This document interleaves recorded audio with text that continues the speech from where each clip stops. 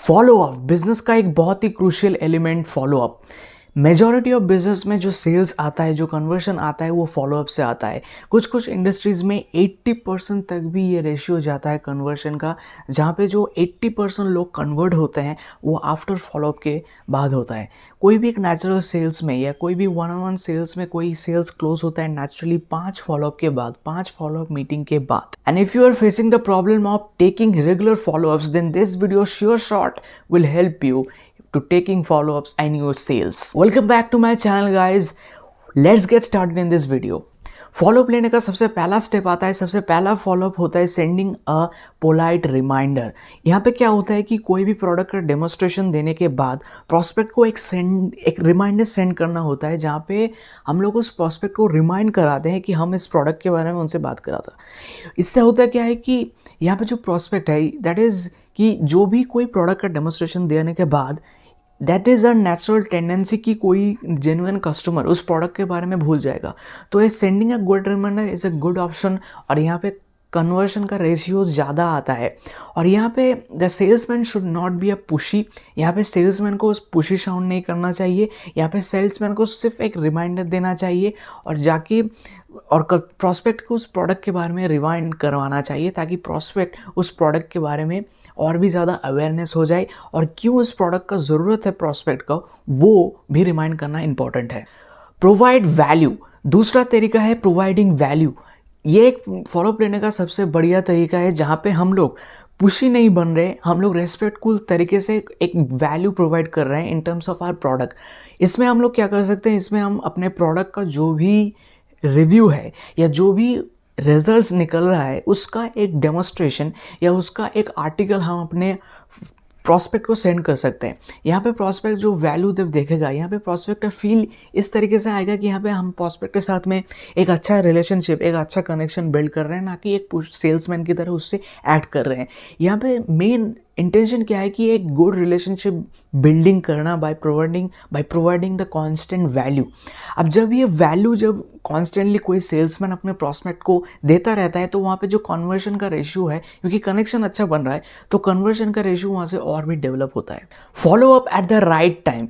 Right timing पता होना कोई भी प्रॉस्पेक्ट के बारे में बहुत इंपॉर्टेंट है। राइट टाइम का मतलब यहाँ पे हम लोग अपना सेलिंग एवेटर या प्रोडक्ट एवेटर के बारे में अवेयरनेस होना बहुत इंपॉर्टेंट है।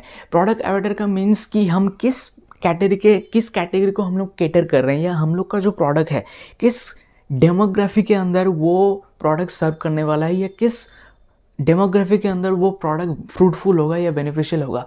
अगर मेरे पास में प्रोडक्ट है स्पोकन इंग्लिश का, तो मेरा डेमोग्राफिक हो सकता है 10 to 12 या जो 18 to 20 के अंदर जो लोग स्टूडेंट्स हैं, तो students generally are category to cater that product.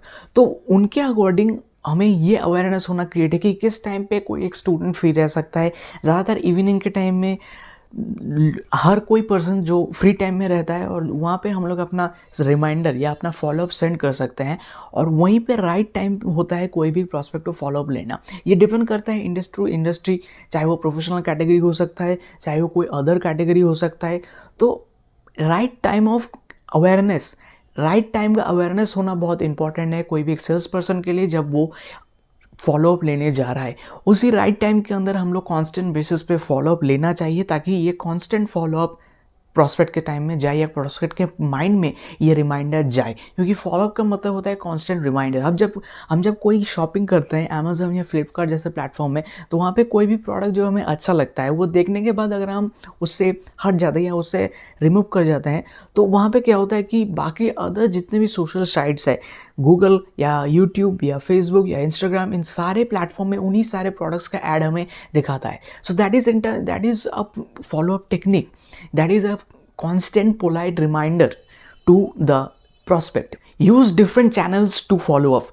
एक ही चैनल के ऊपर डिपेंड रहना फॉलोअप लेने के लिए ये सबसे ज़्यादा मुश्किल हो सकता है कोई भी सेल्स को या कन्वर्शन को बरकरार रखने के लिए। सो मेजॉरिटी ऑफ सेक्शंस या मेजॉरिटी भी चैनल्स रखना मल्टीपल चैनल्स ऑफ फॉलोअप रखना भी इंपॉर्टेंट है। जैसे आज के टाइम पे ईमेल मार्केटिंग यूज़ हो रहा है, या व्हाट्सअप ब्रॉड मैसेजेस, या टेलीग्राम पे, या ऐसे सोशल मीडिया स्टेटस बहुत ज़्यादा काम कर रहा है जो फॉलोअप लेने के लिए। तो डिफरेंट चैनल्स के थ्रू फॉलोअप लेना भी आज के टाइम पे इंपॉर्टेंट है, क्योंकि जो प्रॉस्पेक्ट है वो हर एक प्लेटफॉर्म में अवेलेबल है। तो उसी के अकॉर्डिंग जो फॉलोअप होना चाहिए वो डिफरेंट डिफरेंट प्लेटफॉर्म में अपोर्शन होना चाहिए, ताकि जो प्रॉस्पेक्ट्स है हर प्रॉस्पेक्ट्स के पास में ये फॉलोअप जाता रहे। Final technique, be persistent and respectful. हमें रेस्पेक्टफुल होना चाहिए और हमें पुशी साउंड थोड़ा सा कम होना चाहिए, या डिमांडिंग थोड़ा सा कम होना चाहिए। ऑलवेज हमें पुशी तो बनना है, क्योंकि we have that conviction. In fact हर सेल्समैन के अंदर ये क्वालिटी होता है कि he have that conviction on his product, कि वो अपने प्रोडक्ट के ऊपर पूरा कन्विक्शन है और उस प्रोडक्ट का बेनिफिट क्या मिल सकता है प्रॉस्पेक्ट को, वो हम लोग पुश कर रहे हैं, वो वैल्यू हम लोग पुश कर रहे हैं। So that is our push. But वो पुश फील नहीं होना चाहिए, but we should provide that benefit, we should highlight that benefit of taking follow up. और उस केस में हमें परसिस्टेंट भी होना रेगुलर बेसिस पे ज़रूर चाहिए। और इस केसेस में कभी कभार क्या हो जाता है कि जब कांस्टेंट फॉलोअप लेने के बाद कोई भी अगर कन्वर्शन नहीं होता है, तो बहुत सारे सेल्समैन उसमें थोड़ा सा रूड हो जाते हैं, या थोड़ा सा डिसरेस्पेक्टफुल हो जाते हैं प्रॉस्पेक्ट के लिए, जो बिजनेस के लिए काफ़ी हार्मफुल हो सकता है। तो all the salesman including all of us, वहाँ पे we should be act very respectful, and we send polite reminders and polite follow ups, जहाँ पे वैल्यू भी रहेगा, जहाँ पे प्रोडक्ट का जो बेनिफिट्स या प्रोडक्ट का जो वैल्यू, जो प्रोडक्ट का जो आउटकम मिल रहा है वो भी हाईलाइटेड होगा।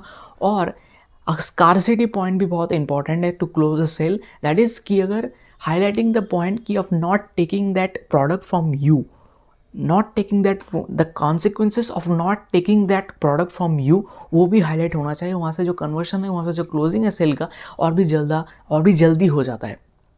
So these are the all techniques, there you have it, and just apply this technique। ये टेक्निक्स को हर एक प्रोफेशन, हर एक सेल्स प्रोफेशन में, हर एक कैटेगरी के सेल्स में यूज़ होता है। और ये काफ़ी जो फॉलोअप है वो फॉलोअप कांस्टेंट बेसिस में हर एक प्रोफेशन में चलता रहता है, हर एक इंडस्ट्री में चलता रहता है। So I hope you find this value in this video. If you find this, just let me know in the comment section, and let me know what other channels do you use to follow up, taking regular follow-ups for your business.